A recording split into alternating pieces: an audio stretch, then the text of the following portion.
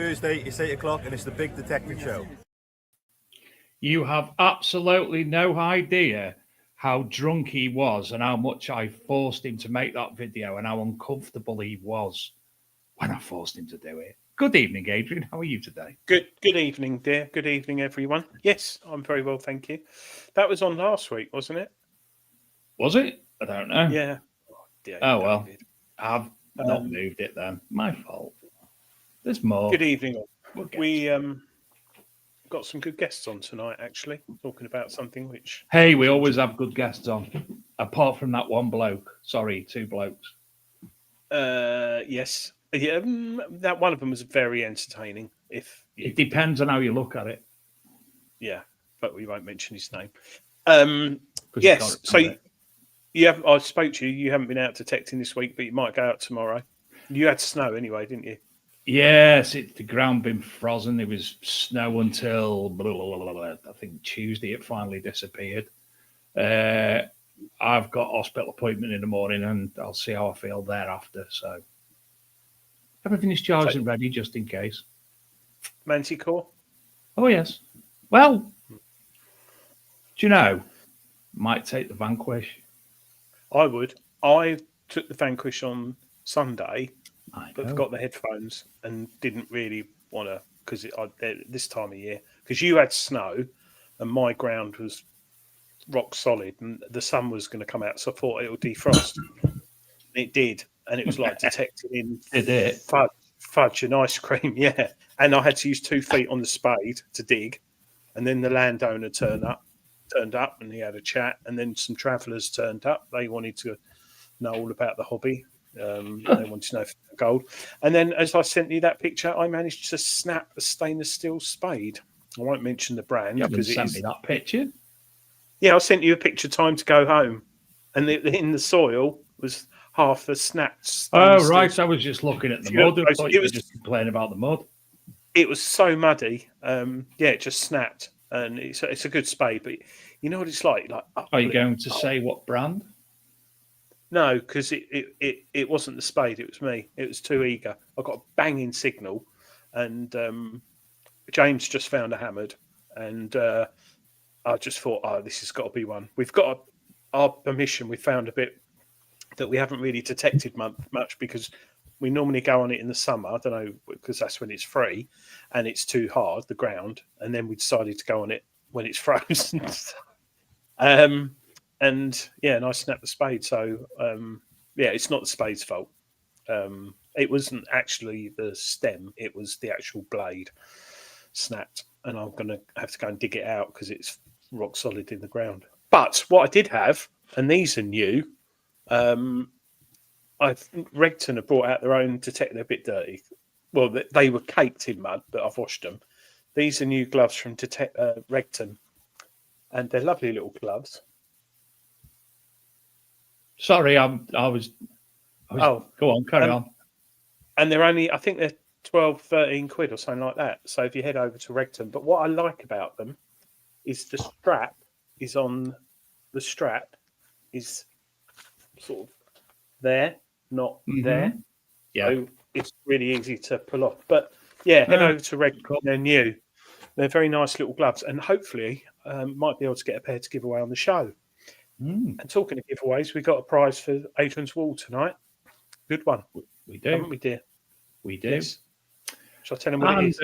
And that little thing that I brought up a minute ago was for that fantastic find that's been made early, about 2 weeks ago. I think it was the weekend after New Year, of 5,000 to 6,000 silver Roman denarius. Am I right in saying, Adrian?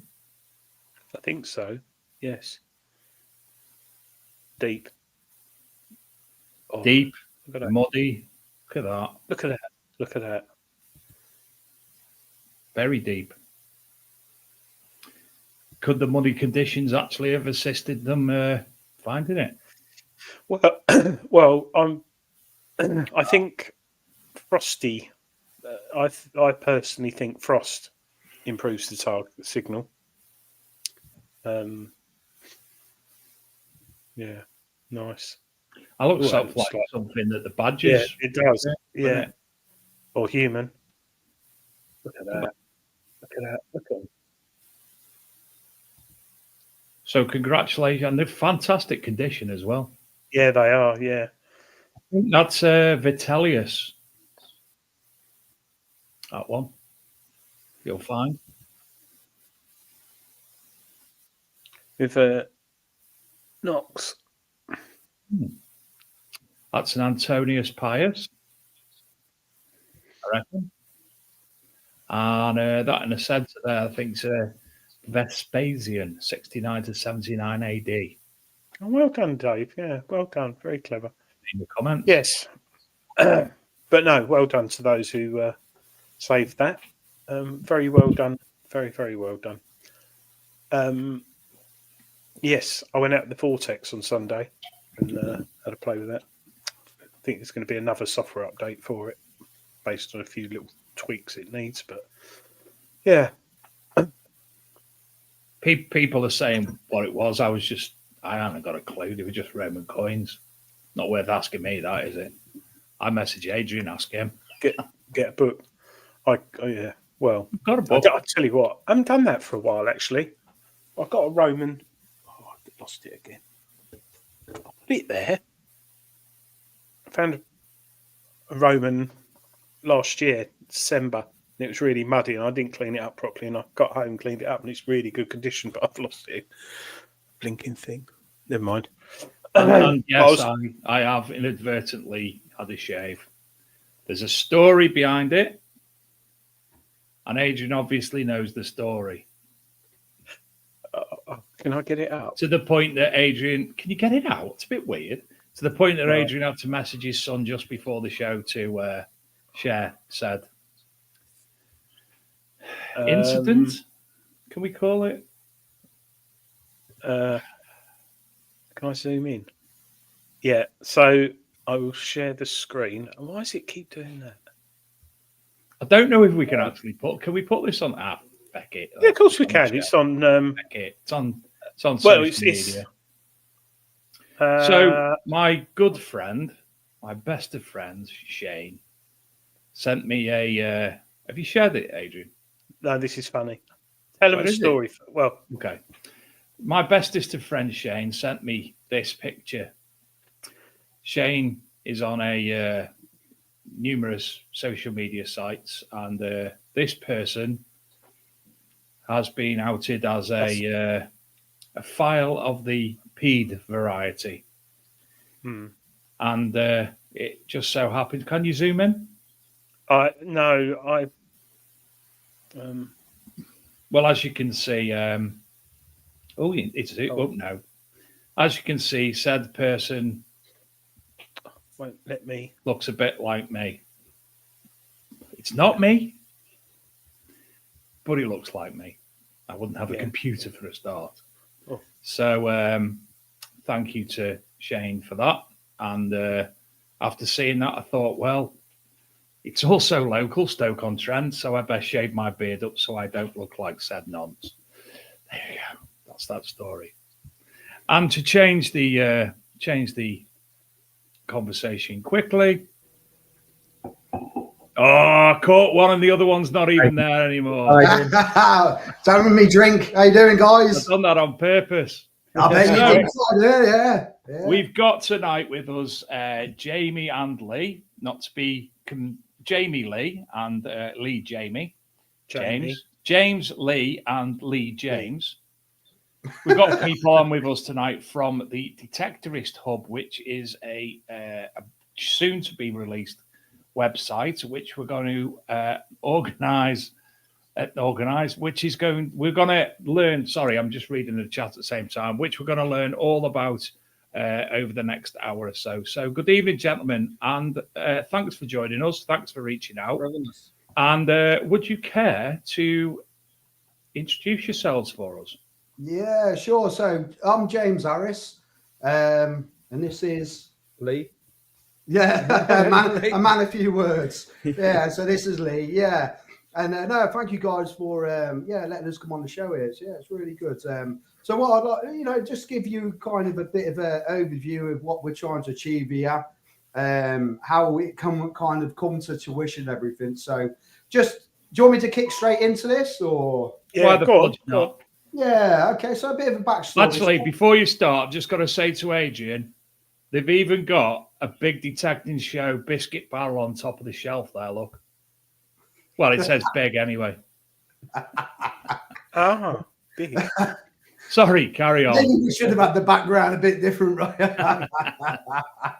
Yeah, all right. So, guys, a bit of a backstory. So, I've been detecting now for roughly 3 or 4 years. Fantastic hobby. I'm so happy I got into it, if I'm honest with you.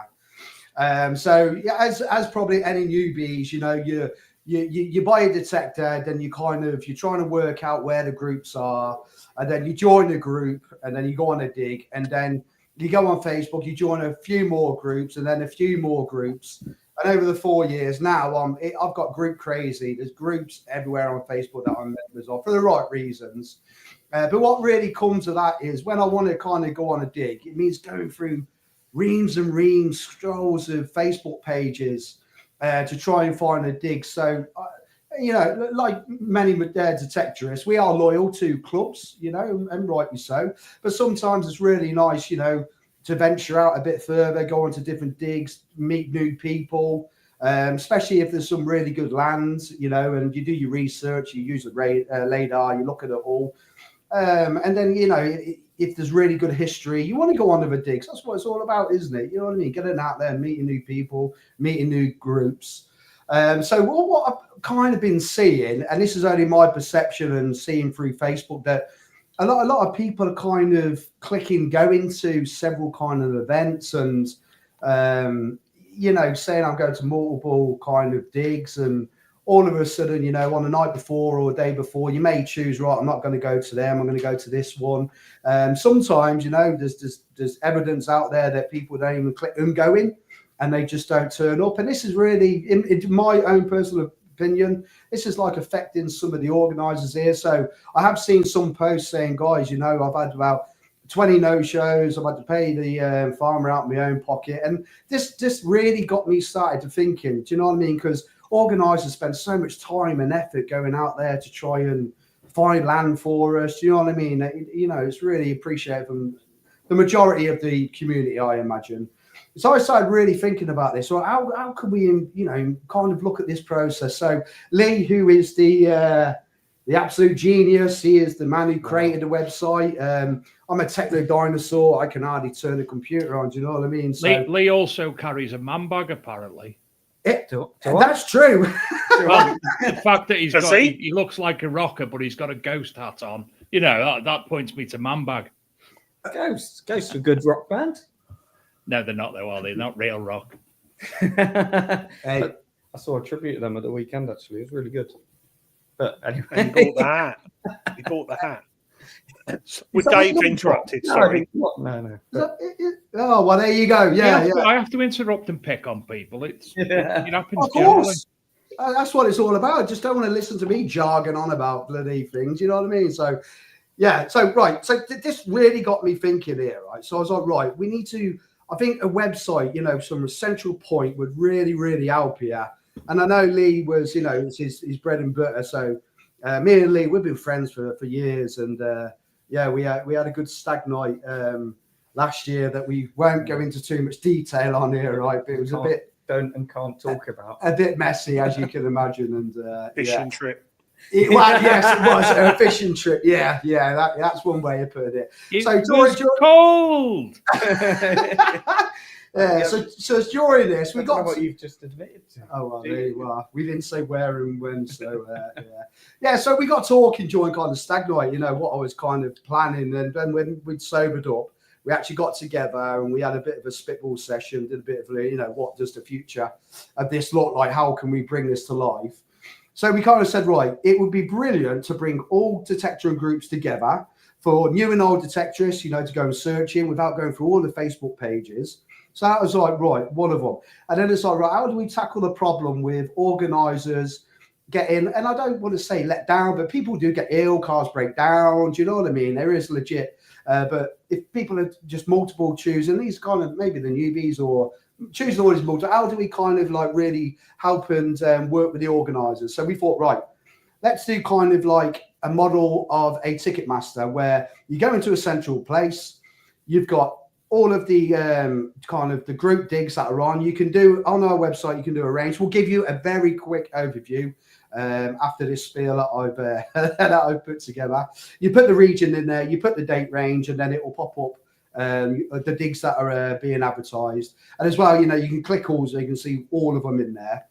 And then it's like, right, okay, so we started this in June last year, I think it was, you know, but the whole process of starting up a marketplace, so to speak. So it's modeled on Ticketmaster. So instead of buying like a gig for a gig, you're buying a ticket for a Detectorist dig. So that's what we kind of modeled it on. Now, again, we did start it in June, but the legalities, the compliance around building this sort of platform, the expert here, it wasn't something we could rush because we wanted to get this perfectly right first time. And the last thing we wanted to do was go live and there's bugs in there where, you know, it's not working like we should do and it wasn't right. So we took our time around it and now it is live now, by the way. So it is up and running. And again, like we've contacted numerous organisers. We had a meeting yesterday with one of the organisers. Absolutely loves it. I'm not going to say who it is because I haven't asked him before the show if I could say who it is. Very respectable in the detecting community. So a week on Wednesday, hopefully he'll be able to upload a dig that's going on there. Because no detectorist group wants to be the first to try it, right? There's always got to be someone to take the plunge to show the concept works. So we've overcome that challenge now. We've got someone that's going to start posting on it, which is awesome. But what I may want to say is if you're, you know, we could have done this very fast with AI. Now, AI can be very dangerous because it doesn't really look at all of the in-depth detail that we've gone into, or the compliance, the legal stuff. So you wrote the code yourself. It's built from scratch. This, yeah. Yeah, so we've kind of just built it all from scratch here. So yeah, good news is we are completely we're live here. So basically we want it to be kind of user friendly for not only the detectorists going in there searching, but also for the organisers. Again, it had to be bug free. Bug free. You don't want to go live with something that's full of bugs in there. And basically, yeah. So the solution is on the Ticketmaster. But what it's aimed at is like kind of larger digs and especially weekenders as well. Where if you're like doing a weekender or you've got a dig for a capacity of 50 up to 100 or whatever it is, and it's good ground and you want commitment for it to go ahead, you come to our website and then you can purchase a ticket there. So there is a small fee, like any kind of marketplace. You'll pay a fee because for us to keep this website live and the building of it, all of the functions all have the handout. They all want to be paid. You know, we've got the email set up, the actual servers. We've partnered up with Stripe, isn't it? Stripe, yeah. Yep, Stripe, very respectable. You know, completely above board. So we're partnered up with them for all the finances. So if an organizer goes and puts on an event, what happens is when you purchase a ticket, if the organizer says, right, it's £20 per ticket, what happens in Stripe is the fees come out into our Stripe account and the actual cost of the ticket goes to the actual organizer. So at no point do we hold any money because to do that, it was so technical to even James, can I just ask, are you on a laptop? Yeah. Can you angle the screen a bit further towards you because you keep disappearing?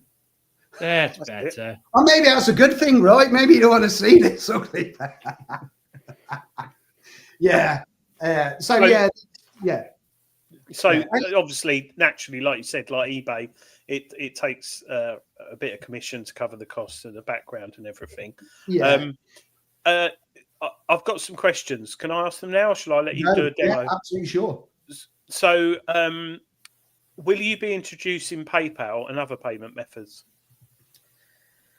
So I did look into using PayPal when I was building it. For what we wanted to do, it just didn't have the functionality that like how James just explained it, or I couldn't get it to work with the platform we were using to build the website. Because there are ways, technical ways you could do it through PayPal, and obviously places like eBay do. But for a small setup like ours, it introduces extra risks and we would have to, the way the money would have to be channeled using PayPal is it goes all into our PayPal account and then we dish it out. And obviously if you do that, if we start to hold funds, then that's extra liability and extra risk, and a lot more legislation, stuff like that we'd have to be compliant with. Whereas Stripe does it absolutely perfectly for us. We don't see or hold any organizer's money. We can issue refunds, and the organizer can issue refunds. It allows the organizer to extract the money as and when they want to. They can set up their own schedule, daily, weekly, monthly, so on. It ticked all the boxes really. And Stripe, for me, I say Stripe to people and they don't know the name like they do PayPal, but I can guarantee every single person has used Stripe at some point online. Often it's quite hidden. If you go and buy something from a lot of websites these days, it will take you to a checkout page and you'll have the kind of pay by Google Pay and Apple Pay at the top, and that actually is Stripe the majority of the time. And for someone buying a ticket, just for an attendee rather than an organizer, for them it's just a standard checkout page, like on any website. You put your credit card details in, or like I say, Google Pay at the top and all of that. So it ticked all the boxes really, and it allowed us to build this in a much better way for our goal than PayPal did. Yeah, so it's more controlled the way we've done it.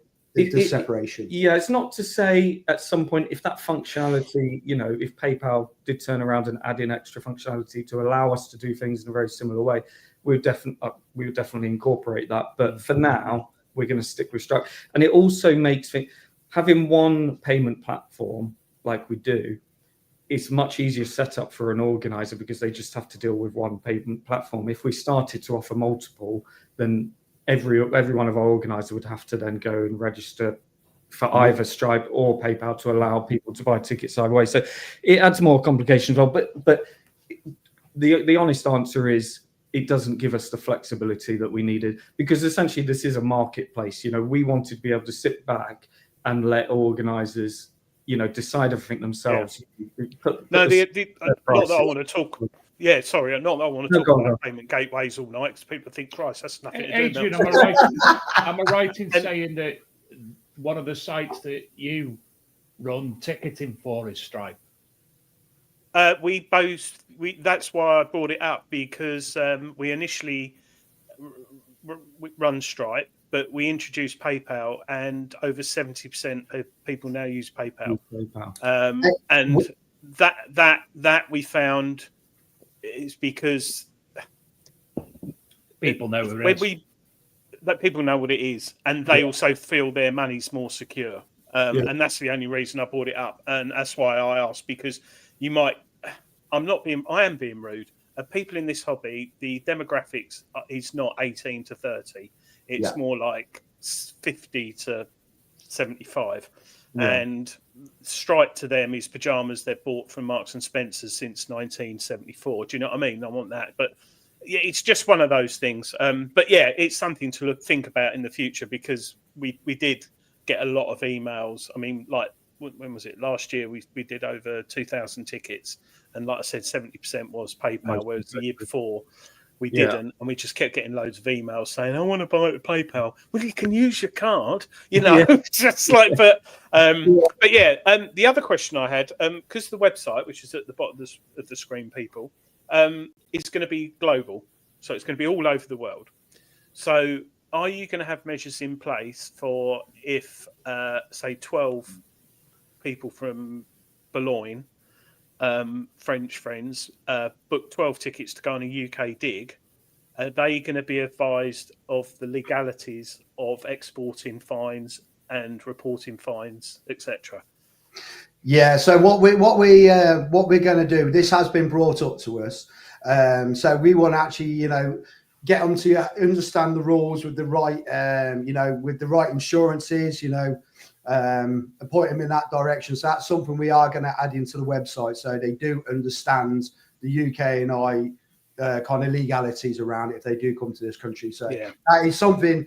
Feedback is a gift, right? We've been talking to different organisers, and this has been brought up.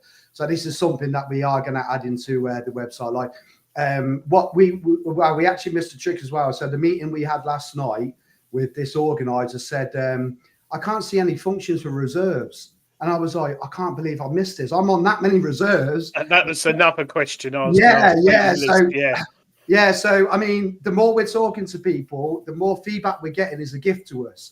So this is something that I just completely missed when we were in design. So it's things like this that, it is, we are on a journey. Do you know what I mean? We've got like a workable, bug-free platform, and the only way is up with it, really. So any feedback, right, good or bad, we're welcome to it. But so there will be some UK and I kind of governance around it if there are people, and this is part of the thing as well. So people on holiday come to the UK. I actually seen someone on Facebook saying on a group, I'm coming to the UK for 3 months from Canada, I want to get on some digs.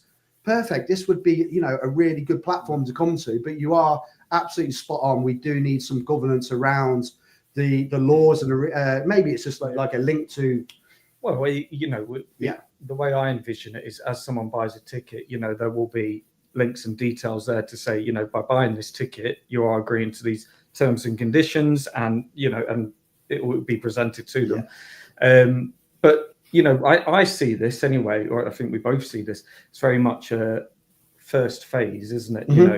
Mm-hmm. This feedback that we have been receiving the past week or so, has been really good, and there are a lot of ideas that we are adding to our list now. We will be improving on this. This is just the start, isn't it? Not to sound too cheesy, but this is just the start, really, what we have.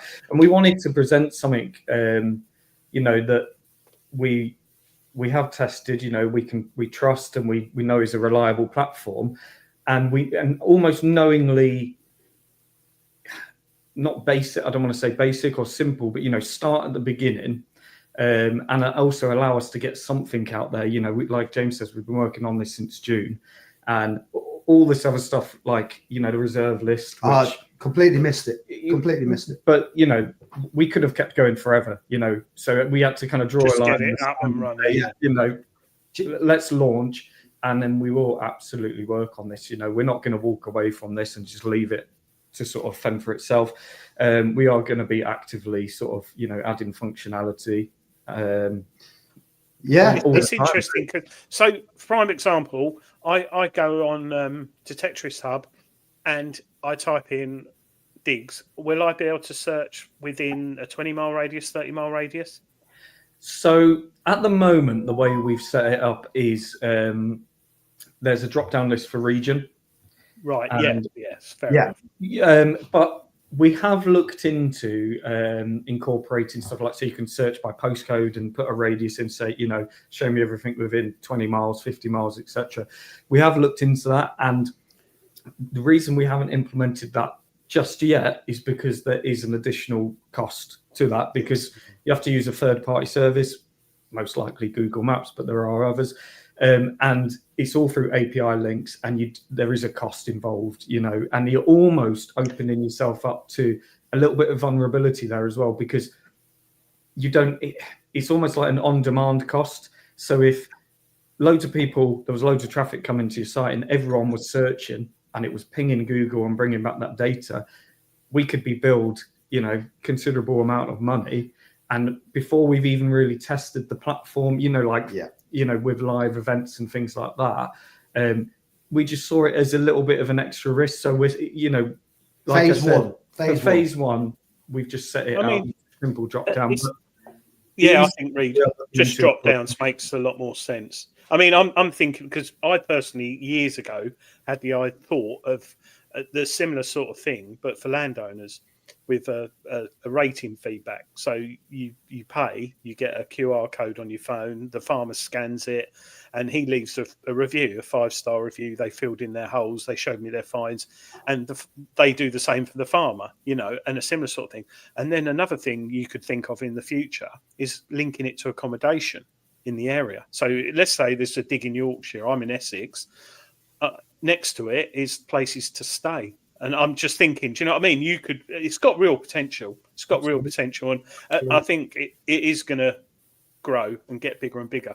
I mean, and obviously for anybody in the chat or watching this in the future or listening on the podcast version, when it finally gets done, if you have got any ideas or anything you want to discuss, or if you are a rally organizer and you want to discuss getting on board with the Detectorist Hub, where can people contact you? The easiest way is probably if you go to the website, at the bottom there's a contact us form.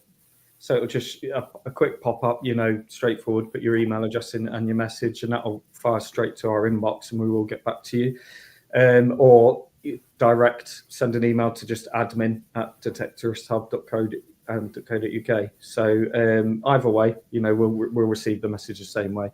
But yeah, we are very happy to receive, you know, any emails, and feedback is a gift.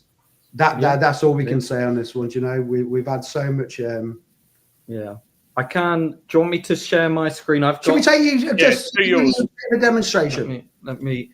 So, there's a few questions in the chat.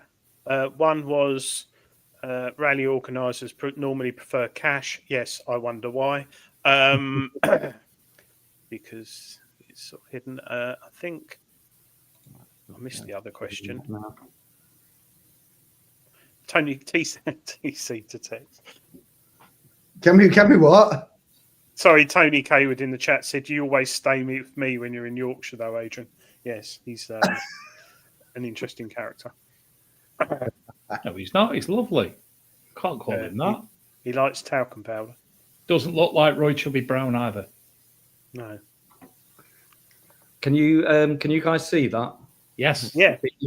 Got your 3 tests. Yeah. So obviously, as you saw, when you go to our live website here, there aren't any upcoming events at the moment.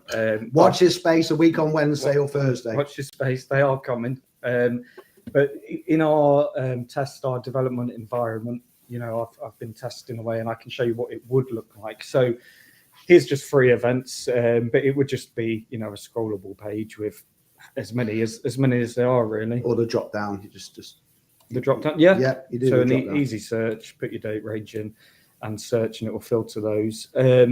So it's pretty straightforward, really. If you find an event you like, you can click on it. There's a bit more information. Now, all of this is obviously, you know, entered by the organizer as they post the event. And just for that, it is free of charge for any organizer to come on here and post events. There's no charge whatsoever. And it's also free for detectorists to sign up. There's absolutely no cost for that whatsoever. Yeah. The only costs are the additional. If it's £20, obviously you've got their $1.99 booking fee. Yeah, so the only additional cost is going to be the booking fee.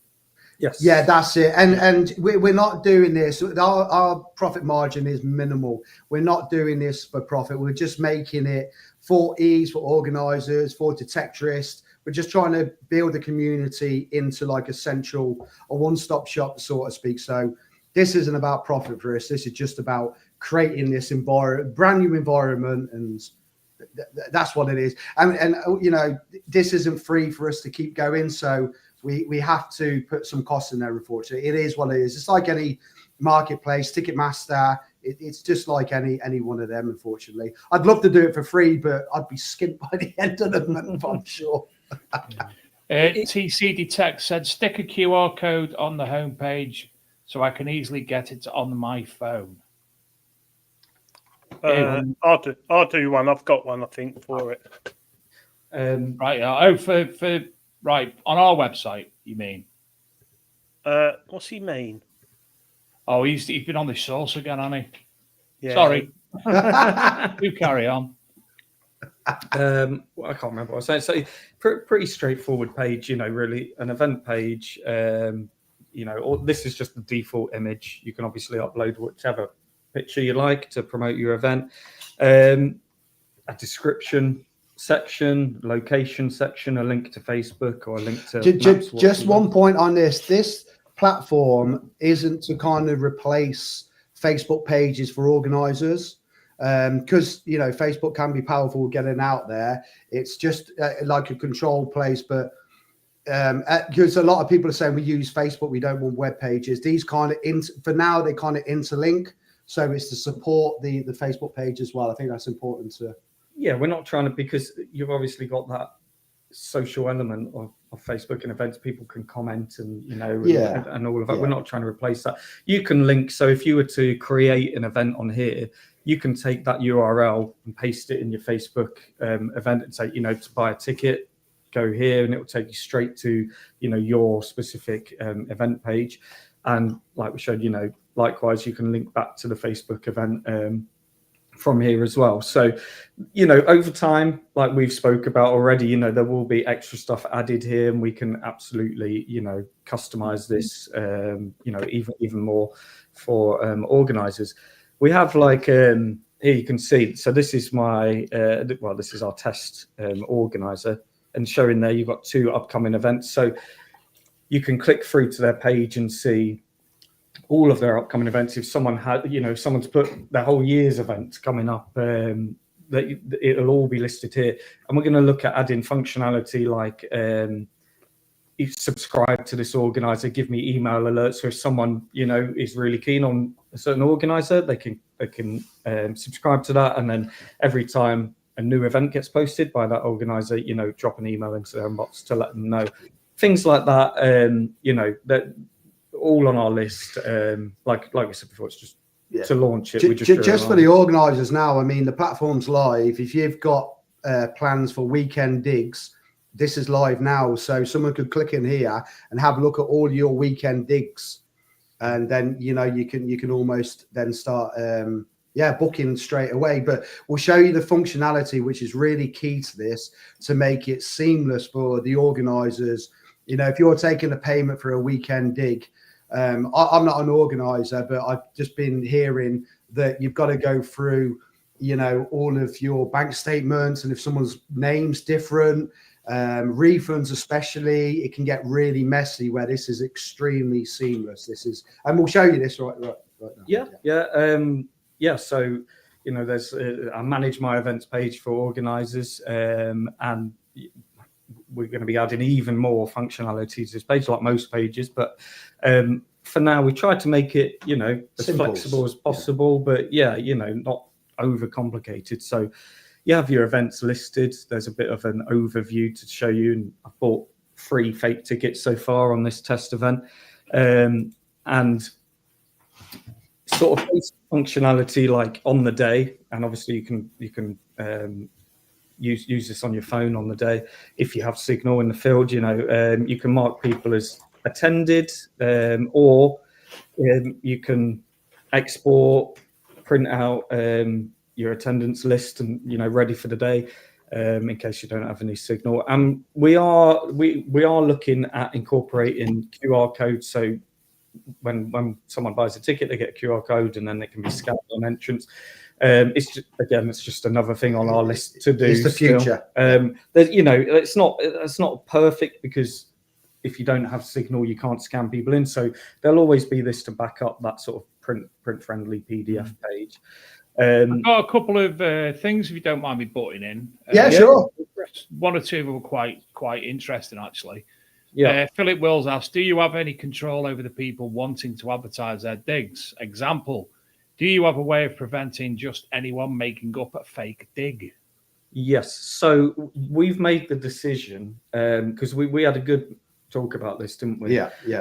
We've made the decision that we're going to manually vet every organizer on this page. So when you sign up and you create your organizer profile, we will get an email alerting us that a new organizer has been set up. Please verify. So that's a manual process that we're going to do in the background. So we can do some checks. And when we say checks, I I'm relying a lot on James because he knows a lot of people in the business, and see if they're trusted really before we can let anyone post events on our website. And it's a pain, it's not ideal. We'll get them done pretty quickly, but it's just really because we don't want, we want it to be a secure, safe platform. Someone buys a ticket, they know that there's no issues. It isn't just someone's come across our website and thought, you know what, I'm going to put a fake event and try and make a few quid and run off of it. Yeah. So for that extra security, for people buying tickets, we are going to be manually vetting. It'll be vetted. And as well, when you set up a Stripe account, this is where all the legalities come in. It is protected. So Stripe have their own kind of protections, and the extra kind of protection we've put in place is we will vet these people. So, as the site starts growing more and more, there'll be we'll do some more technology around it, but at the minute it will be manual. So, just to say, like, I'll be checking Facebook pages, I'll be contacting them directly, I'll be kind of vetting them to make sure that, some simple questions to make sure that they are legit. So there will be, but let's, as an example, if one did slip through the net in the early stages, rest assured that we would refund. We've agreed that we would refund any money to anyone. But with the protection with Stripe especially, and the vetting, we have minimised this risk. But the future will be like a proper vetted kind of system. But at the minute, again, Lee's reference, it's phase 1 for us. Let's prove the concept. Let's get the groups on there, and then we can explore a bit more around this area. But we have certainly looked at it. It was a high risk for us, and this is why we've made the decision that you can't just make the event. It has to be vetted within 48 hours. We've agreed. Yeah, and it's not for every event. It's just, when you sign up as an organizer, so that we just know trusted people on there. Once you've been verified, you can post to your heart's content. It's just, it is the world we live in these days, the internet, and so they are the precautions that we've put in place. So Stripe have in place money laundering, stuff like that. So people who think, and you do get rum people out there, we know an example of a charity that someone's tried to set up a charity. So we understand the risk around it. And Stripe, your name could be Jason Massey, but that's a different matter. Or your name could be Jason Massey, but that's a different matter. He's been charged this week. Oh, that's okay then. I'll go there. Yeah, off air. Okay. All right. Big news in metal detecting about 3-4 years ago. Okay. I've got some questions, but I'm not going to ask them now because we'll get on and go through this. There's also Matt Kent in the chat suggested that maybe have a review page or a rating system for organisers. We did think about this, but we're not. You've got to monitor that as well, because it's going to be like eBay. You're going to get fake. Yeah. So exactly, this could be phase 2 or 3. It is something we actually spoke about, but we made the decision for phase 1, not at the moment. You could almost do it like a check a dig sort of thing. I mean, if we get people posting events and then people are directly complaining to us saying, for whatever reason the event didn't go ahead and they haven't received a refund or anything like that, we will be monitoring that. And if someone is taking a piss, we'll block their account, stop them posting events, So we will be actively monitoring it. And we've done a lot of research into, how it is best to, ensure it's a safe platform, really, because it's in our interest. We don't want people to get burnt. If people get burnt, they don't come back. Exactly. We will be doing everything we can to prevent that. Absolutely. And this is why it's took so long to go live, because of the due diligence we've had to do. It's all loopholes to jump through, and all this. But that was that dashboard page, wasn't it? There's a few buttons here. Some of them pretty straightforward. The view event page, that just takes you to the event page we saw earlier. Edit the event if you want to edit any of the information on that page. Recreate the event. So if an organizer has a few events in the same field over the space of however long, they can easily recreate that event and just add a new date, and it will copy everything over. Just little, something little to maybe help people set events up, make it life a little bit easier. Issue refunds, so that is I do see that as a bit of a USP for our site. It is a payment platform, but the fact that you can refund tickets direct from here, you don't have to go into your bank account, you just hit the button, like if I do that now, and that will send an instant refund and a full refund, the fee as well, everything goes back to the buyer. fee as well. Yes, the fee as well. We spoke about this, and to be honest, that does cost us money because Stripe do not refund that fee that we paid. But if I was a ticket buyer for an event got cancelled, I would expect I wouldn't expect to lose that $199. We didn't think that's fair. So that's another thing we've costed into our fees, our forecasts and all of that. So it's morally right thing to do. So we want people to come back and use the site again and again. And I wouldn't use the site if an event got cancelled and for something out of my control and I didn't get all my money back, I would be fuming. So we made that decision. So I think this page is really fundamental to what we're trying to do here. So if organisers are trying to, when they put on a weekend dig, we know of a site where someone's wife is doing the admin of it, so they're checking it all and everything like this. And I think this is all kind of digitalized now, and especially like with refunds as well. If someone's got the wrong name, how admin burdened is that? Where this platform, it removes all of that admin work. And I'll tell you what, James, you've hit the nail on the head, because you go to a dig and it's like you pay cash, or because all the card machine's not working. You say you're going on Facebook and you've got to message them the night before, and if you forget, you don't get the dig instructions and all that. And a prime example is Rodney Cook Memorial, which is, I think, the biggest detecting event in Europe now, isn't it, Dave? I think. That I got involved with that because they used to book tickets via email. So they'd have 1,000 emails. They didn't have a card payment system. So they would post out the tickets to everyone, and they would take card payment over the phone. 1,000 phone calls, 1,000 letters.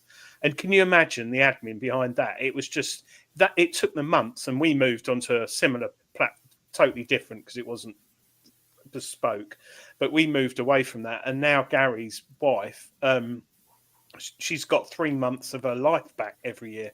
But I do find, and this is what I went back to earlier. Yeah, but she's still got to live with Gary.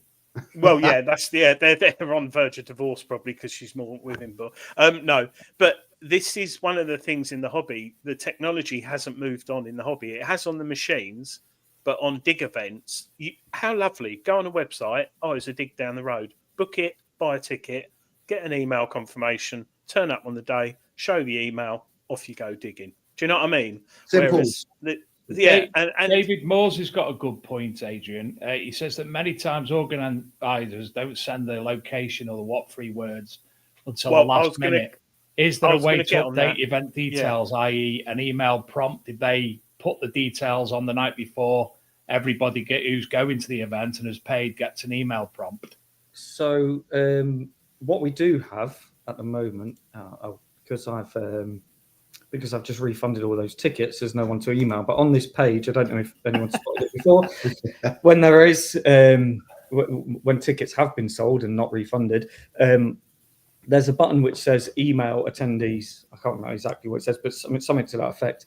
And a little pop up with a message box. You write it, press the button, and it will send, 100 emails, 50 emails to every single person who's bought a ticket with an update. So if you did want a really quick, easy way to just alert everyone, here's the what free words, or, we're meeting here instead, so on, there's a really easy way to update everyone. Obviously, I appreciate that that'll be done on Facebook as well on the event and people will post, but it's belt and braces really, in a catch-all. It'll land on everyone's phone.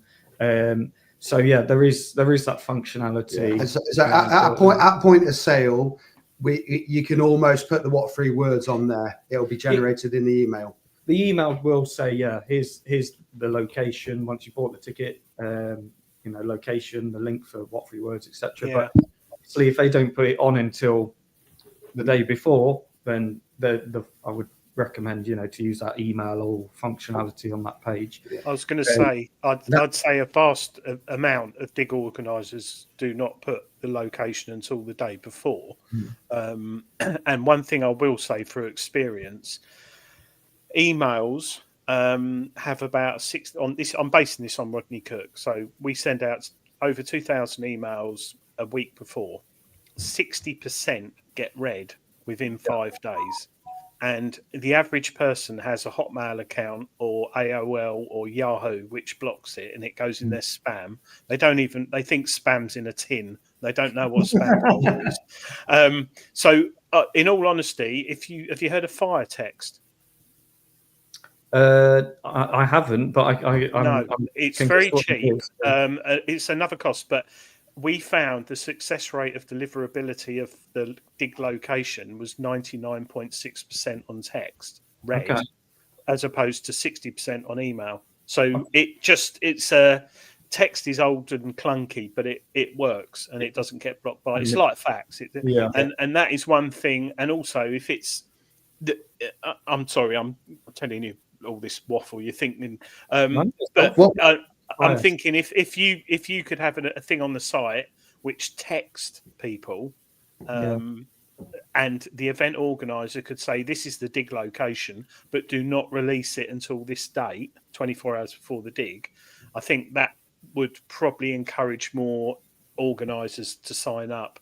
But email is a problem for us. It isn't, because if someone says you sent an email, you're expecting one. You look in your spam folder and you email back, whereas people in this hobby might be looking for a phone call or a fax number to get in touch with you.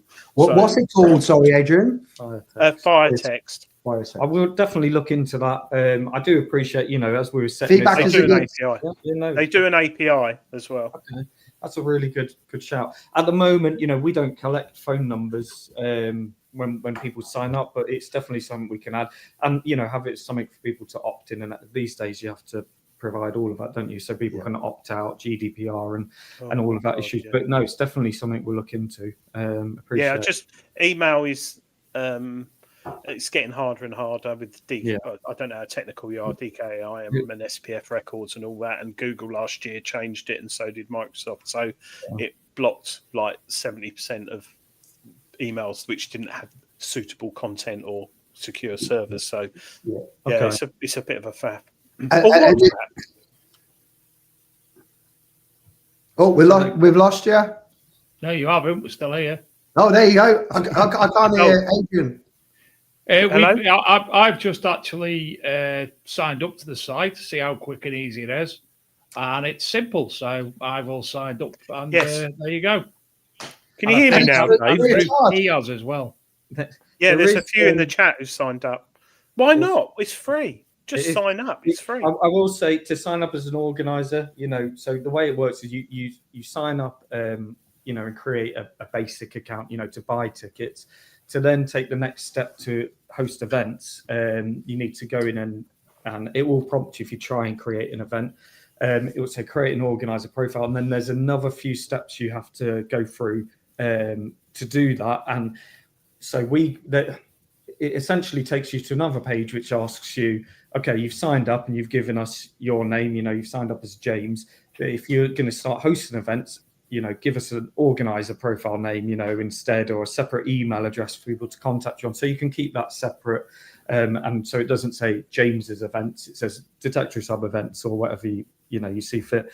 And then after that, it will take you to an external Stripe page to sign up on Stripe. And there's a few steps in that Stripe sign up. Unfortunately, that's out of our hands. It is what it is. It's a third-party site. It will take you. It'll let you sign up. If you already have a Stripe account, you can just log in. It will link it to our platform. there is a video that I did. I ramble on a bit, but there's a video. I don't know if James has sent it about how to set up as an organizer on the site, and yeah, it's not complicated. There's just a bit more work to do to get set up as an organizer, just to sort of flag that. But yeah. Yeah, I mean, I don't know if we can share the video with you or give you the link to YouTube, and you can post this. Out of interest, that was another thing I was going to say. If I'm an organizer and I come to your site, there's not a lot of information on there about how it works and what it does. And the YouTube video you did, which is really good. I don't know. We could put a link. How could we get that? Put it on the Big Detecting Show website on the Facebook group. Go to Detectorist Hub on YouTube. Just type that in, and there's a really good video on there with a. Did you do it, Lee? I did. Yeah. I don't know. Yeah, there's a really. Whereabouts is it? He's got such a soft voice; it had to be him. Not yeah, because you wouldn't do it. But but there's a really good video on there that explains how it works for organisers and those customers, and I highly recommend people watch it. But why not embed that on the website? I think that'd be quite a good call. That is something. Yeah, to be honest with you, when I sent you that link and you started sending it about, I had that thought I better put that on the website, and then went to bed and forgot about it. So, yeah, too many of them, I reckon, on the night. It was probably a Saturday night in town. It's a Ghost concert. Yeah, that's it. But, no, that's a great idea. His man bag. Definitely something that we should do. But it like we said, like all the other stuff, there is definitely things we can improve on, and it's a bit of a learning curve, isn't it? It's doing something like this. Yeah, I've built stuff before, but in different ways. So yeah, it's a little bit of a learning curve for us. But importantly, because we do use Stripe, this is what I was going to say and completely forgot before when I was talking about sign up as an organizer. All of that information, all the bank account, it'll ask for your bank account details and a few extra, like, are you a sole trader, you a limited company, etc., and your address and all of that. We don't see any of that. No. So we leave all of that side to Stripe, so it's secure. They're a multi-million-pound international corporation. Their website is very secure, and they are compliant, most importantly. So we hand all of that over to them. All of that information that you enter on that page, we don't see, just so everyone is aware. We don't see that, and we also don't hold any of your money. So yeah, it's again going back to the PayPal versus Stripe thing. That is part of the functionality that drew us to Stripe. If we're being honest, Yeah, and there is a functionality in Stripe. So we did have some feedback. Is farmers expect cash on the day. It's like absolutely, we understand that. So in Stripe, you can actually set the settings where what is it? It's daily. You can set your payout schedule now. Yeah, you can do it daily, or you can even do it manually. It does take, they say it can take a couple of days for that to land in your bank account. They say due to a few factors, including who you bank with. It's like when you do a bank transfer, they say up to X amount of days. Again, that is something out of our control. But if you were to set it up, and I think I said in that one of the videos I did, if you were set up as daily, I would expect you to get most of the money by the time the day of the dig. If not all of it, it would just be any stragglers who bought any tickets, in the last day or the two. Reserve ticket. When you might have, it will be on its way to your bank account. But Stripe don't. You have to prove yourself to them really before they will let you do sort of same day payouts on Stripe. They're very secure. Well, I think they're the world's largest payment provider now. Yeah, but the average person doesn't see it because they just pay by card and don't care. But it is secure, and I think I can vouch for that definitely. What was one of the things I was thinking about? Detecting locations, digs, cash. A very interesting thing, which I think will be good for dig organisers is not everyone's on Facebook, and people are leaving Facebook. So, you know, if you're looking at someone new joining the hobby who's 23, 24, they're not on Facebook, they're on Instagram, TikTok, and you can't really, you could publicise it on there, but they're going to Google it. And I think there's more potential for customers for digs than there is on Facebook, because like you said, it's very confusing. You go on there and there's so many, and it can be, if you can just Google it and pick it, because you are going to be Sorry, you are going to wrong button. You are going to be the detecting Google, aren't you, for digs in theory? Hopefully, hopefully that's the plan. Well, there isn't one at the moment, so you know, let's just hope you're not the Yahoo, you're the Google. Yes, exactly. Hopefully. But James, yeah, It's the goal. Yeah. James, Yes. do you remember what you said to me before the show? No. Go on. About the midgets, was it? That was me. No, that was the website you had open. That was the website, right? About how long you wanted to stay on the show for.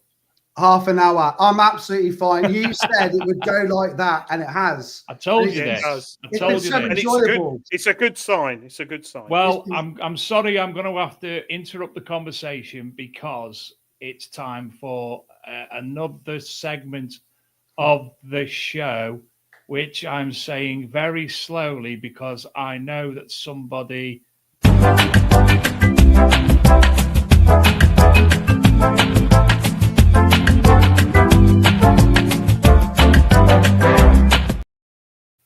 Well, look at that. Hey, good timing. No, it's not, because I haven't got it right. Yeah, is that better? That's better. Right. Can you see me on the camera? Yes. On the camera, sound like me dad. Tonight, Have you got the big winning lights prize, yeah, is a digital microscope. It's quite cool. If you've got a mobile phone, you can zoom in and take a photo. But this, you just press the button, and there's a young child there. Don't mention that to Dave. And it's got a light on it, and it's got an SD card, and it can hold up, I think it's 30 shots, or you can record your coin. The magnification on this is fantastic. And it's also got a little magnifying glass, but it's got a little screen. You can zoom in and zoom out. So rather than getting your muddy £1,000 phone messed up in the field, you can use this digital microscope. It's Chinese. It might only last a month, but it's free, so who cares? There will be a link in the video at the end of the show of how it works. No, I sent you a link. But anyway, that's whoever. Yeah, I sent you a link. I said this is tonight's prize. Yeah. I'm with you. So this will be posted out. They're really good, really good. Julian Evanhart's fine surgery. A few people had them last week. And if you've got a hammered and you really want to drill down, I think it magnifies to 500 times. So yeah, and it's USB rechargeable. And you can look at your skin as well, which I did. Right. Anyway, so tonight's Adrian's Wall. Are we ready, David? Yes, we are. Let me just remind myself what it is again. That's not the page. I need the word. First and foremost, Mia, will be number 21, and then I will let James and Lee take it in turns to choose the numbers, and I will look at the answers. Where's your name, Adrian? Right, yeah. Carry on, James and Lee, with the numbers. Okay, in no particular order, number 12. It's not a book clasp. There's multiple images. Yes, it is on the PAS. It's not Jason Massey hiding behind the wall. It's not a spoon or a pipe tamper or a spearhead. Lee? 6. It's not a lead ampula. It's not a Poms. It's not a Dominic. It's not a 2. James, it's not a candle snuffer. Number 19. Nick Berry Art says it's a ring. Hello? not a toffee hammer. I lost interwebs then. Did I miss a number? Sorry, Number 19. where was I? Nick Berry said a ring. Stephen Braham, a candle sniffer. Roman Kirst, Matt Kent. Nick Berry, Arts of the ring. Dark Knight Detectorist, a hammer. John Clayton, a finger ring. It's not a girdle hanger. It's not a merchant seal ring. It's not a powder You'll need to see gunpowder some more. flask. It's not tweezers. It's not a ring hilt. Carry on, gents. Number? 23. It's not a bucket support for strap. It's not a strap end or a gun part or sugar tongs or an oil lamp or a snuff tray. It's not a book clasp. It's not nutcrackers. Number 9. Oh, Wide. oh. Okay. Handy, I think. Now, we want an exact answer to what this is. Well, the actual name, David, and the description. So, I don't know what it's relating to. It's not a knife handle. It's not shears, a cane ferrule, knuckle duster, lock, silver walking stick, but Number? not a horse's bit, not a terret ring. You can wait till your go. Go on, 28, please. I'm going to stick in that area. Not a sleeve clasp, not a thingamabob. Another number. Number 17. Let's get into this one. Not an oil scraper. It's not a button. It's not a candle holder or a ring seal or a mourning ring or a sword. Go on. Archer's ring. It's not an archer's ring. It's not a bucket handle.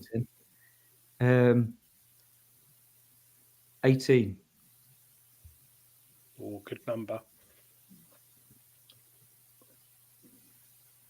It's not a whistle. It's not a musket. It's not a hawking whistle. It's not an earring. It's not a rain guide. It's not a squash to tankard. It's not a royal seal. Somebody has come very close. It's not a medieval lock. It's not a fob or a belt or a shoe buckle or a staff mount or a pilgrim's ampula or a fancy buckle or cufflinks or a pendant or a staff mount or a pommel or a fancy buckle. Should we say number 31? 31. Yep. It's not a belt hanger. It's not a chastity belt lock. It's not a cloth clasp. Another number. We've got to speed up. Okay, 5. Let's see what's up there. It's not a napkin holder. It's not a bottle opener. It's not a pilgrim's badge. It's not a stirrup. Should we try number 10? Yeah. It's not a well be here all week. Not a shoehorn. If it doesn't get one, it will be rolled over to next week, which is good because I hate going to the post office. 20. Although I get them to collect now. Try 20. That's the obvious Right. one. We've avoided that one so far. 20, yeah. Oh, It's not a pendant. It's not eating utensils. Should we say number 11? Let's just do the box on it. Should we whiz through them? Let's whiz through. Whiz through them. Not a gunpowder holder. It's not a hawking foot Yeah. hook. Oh, who's that? It's Mia. I think we're going to have to give it to her. Otherwise, we're going to be here all night. It's a Monarch's Verval. Those who don't know what a Verval is, it's the ring attached to the base of a hawk in medieval times. And this one is especially nice because it's got the monarch. This must have belonged to a very rich man. Gold embossed crown, and whether it's male or female, I don't know. But yes, it's a Verval. So this would have sat on the leg of a bird. And those who are listening to the podcast, you don't know what you're seeing. So I suppose I could talk about it. But it's a silver and enamel verval of post-medieval date. The verval consists of hexagon-shaped plate. Blah, blah, blah. The reverse of the plate is soldered perpendicular to a circular loop, but the plate is bent forward. The shape of the plate appears unparalleled, but it matches Lewis and Richardson's Type C2 vervals with the plate attached horizontally. Someone's written a book on this, and it's basically it's similar to a verval dated 1575 to 1650 from Colney, Norfolk, but very interesting find. So, who was it? Well done to Mia, Ava Afinza. So, Mia, if you can contact us by bigdetectingshow.com, and Adrian will get that sent out to you, much like I still haven't with many things. No, Dave's Christmas straw prizes. Oh, Nick Berry, did you get your Mind Lab gloves? I presume you did, because I had a bit of a result with that. Royal Mail refunded me because they said it wasn't collected, and it was, because I got a tracking number. So, Nick Berry, did you get the gloves? Mia says, and now she knows what its real name is. Verva. It sounds like a vulva. Yeah. Or a Volvo. But Mia, put that next to me and your magazine, Stephen. Don't worry. Mia, go to bigdetectingshow.com, go to the contact us page, put your name and address and details, and I'll get that posted out to you. Well done. Well done, Mia. Mia, who always sends me pictures of herself in a Big Detecting Show t-shirt. Oh, that's even better. And does she post it on the media of socials? I think she has, yes. Yeah, if she'd like to show using her amazing little thing. I don't quite know why. When you turn it on, it's got a child on it. I wouldn't like to comment. I might even be able to show you. No. Oh, it's nearly. It's not working, but it. Look at it. You can't see it, the green screen. You can see it. It goes right in. It is amazing. Yeah, I was quite impressed with it, to be honest. So, I mean, you could use your phone, like I said, but it zooms in better. If you want to buy one, Jim, message me and I'll send you the link. I can't see a fib. All right, Nick. Oh, yes, my dares, Dave. Yes, he got the gloves. Thank you very much. My dares, James and Lee. For those of you who want to play what he's on about. I had a set, Dave and our other partner, Donna, in the show, set me some dares last year, and I've done some. There were weird things like drinking alcohol I don't like and doing stupid things. And I haven't managed to put the others together, but there's another 3 or 4, so they'll be next week's show. Do you know what one I should give you? Do a dingle challenge. Drink a pint out of a Wellington.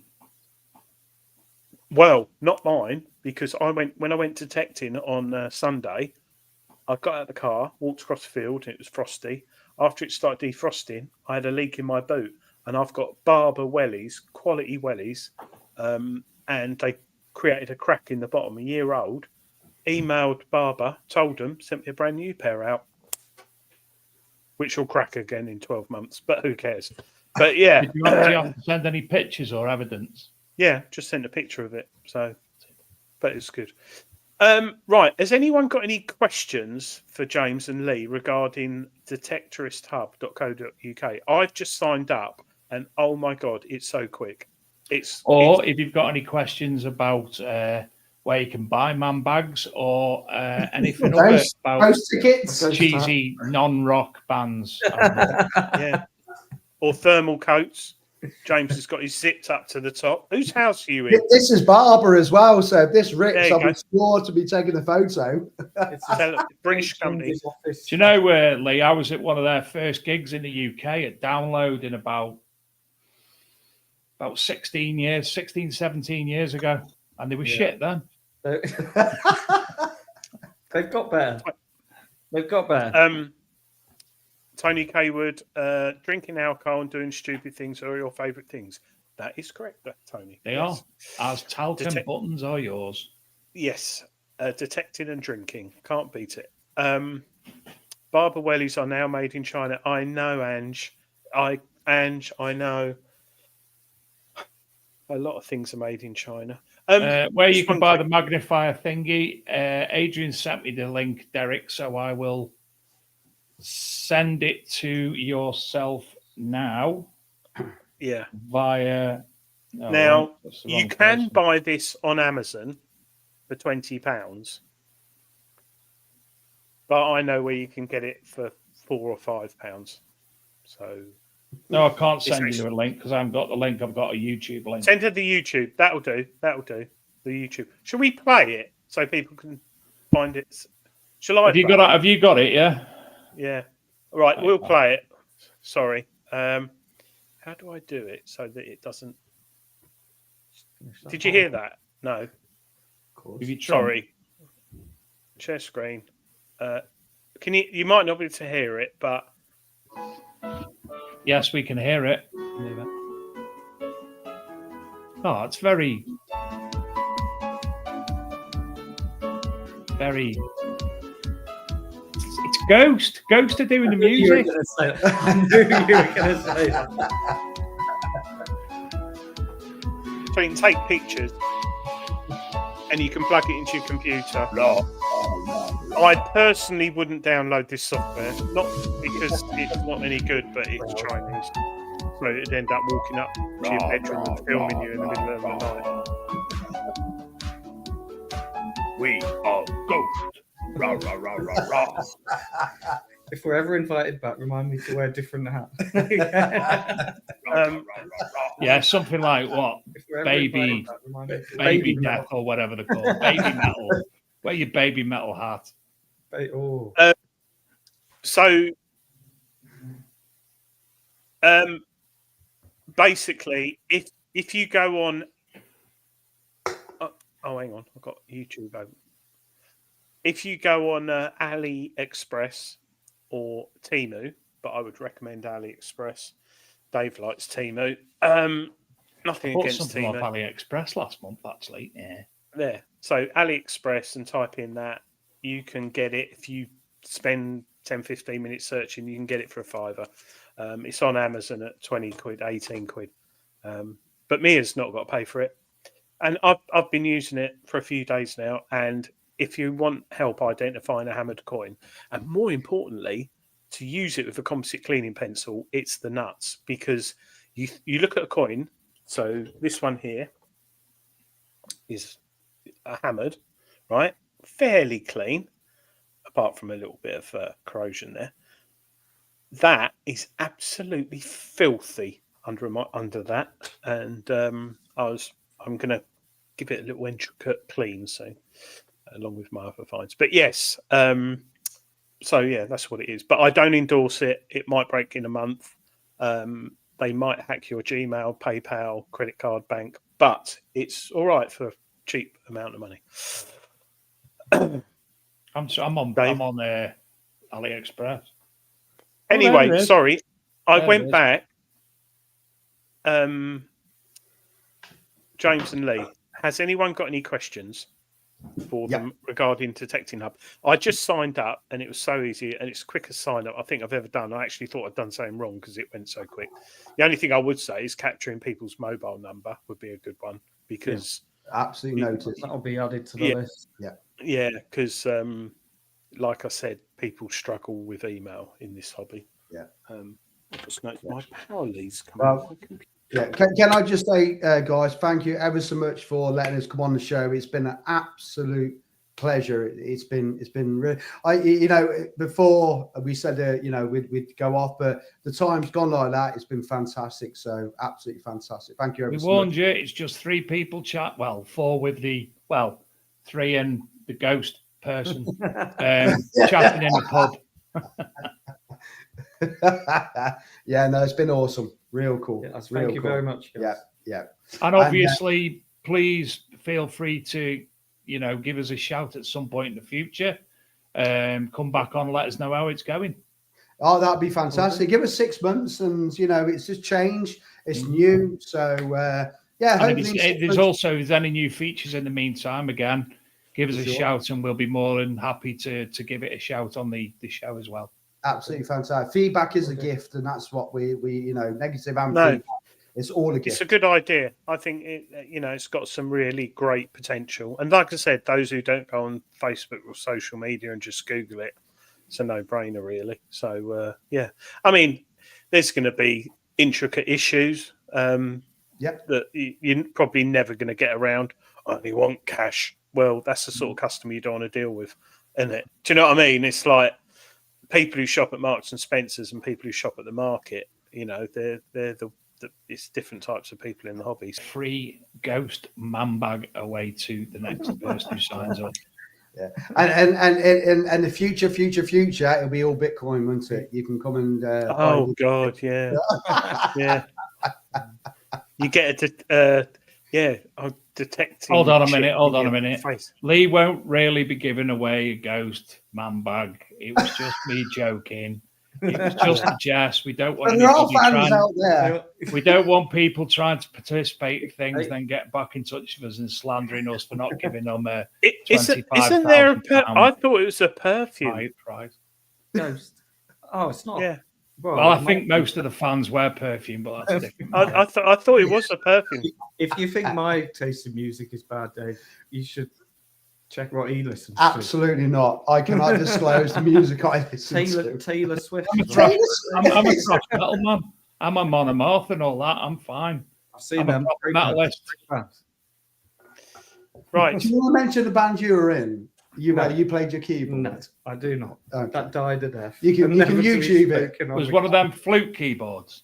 No, it's the keyboard. And a keytar. Keytar. Right. Just to remind Mia, please email us, bigdetectingshow.com. Go to our website. Don't forget, and we'll send your prize out. And next week's show, I would give a week's warning now to Angela Sherwin not to tune in. It is the Big Detecting Show Book Club. We'll have Donna with us. I can tell it now. We're going to be giving away a lot of books. Are we? Well, more than one. On the Big Detecting Show Book Club? Yeah, we're going to review some books, big books in the hobby. I Fine's identified 3 and maybe some others, big selling metal detecting books. We'll be giving them away to viewers on the show. So not all of them and not all the viewers, but we'll have some books to give away. Brand new.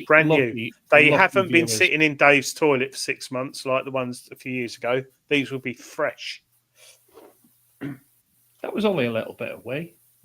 Anyway, thanks again, James and Lee. Thank you everybody for watching. Perfect. And get yourself over to detectoristhub.co.uk. Sign up now for any future bits and bobs that you may need to know. And we will see you all again next week. Good night, everyone. Thank you ever so much. Bye-bye. Thank you.